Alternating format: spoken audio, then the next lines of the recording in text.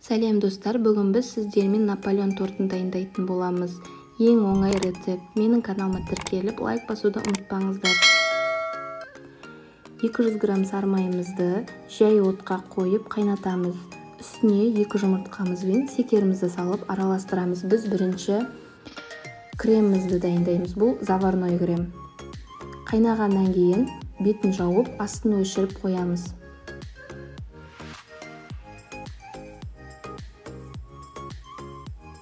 Тестімізді дайындайтын боламыз. Тестімізға бір банка сгущенка мен бір жұмыртқамызды араластырамыз.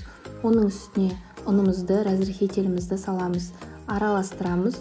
Одан кейін жақсылап, жұмсақ қылып қамыр елейтін боламыз.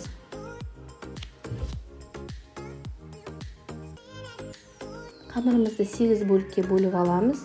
Әрқайсысын доңғалақ қылып формаға келтіреміз.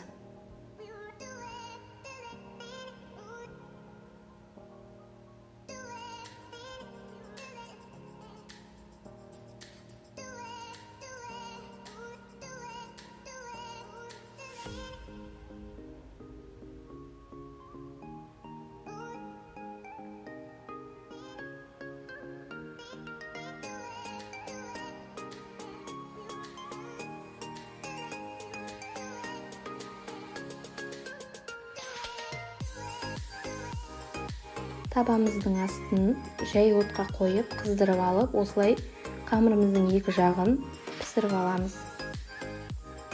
Май ештеме қоспаймыз.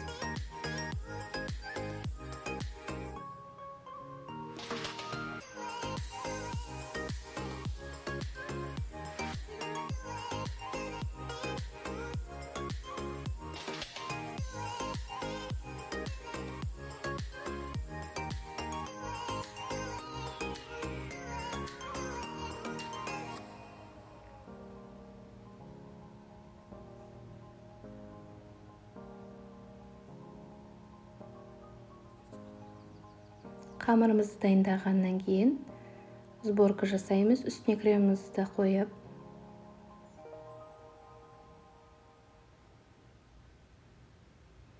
осылай тортымыздың бетін бәріне крем жағамыз. Одан кейін вафельный крошки. Міне достар, біздің тортымыз дайын болды. Менімен бірге болғандарыңызға рахмет. Ас болсын бәріңізге.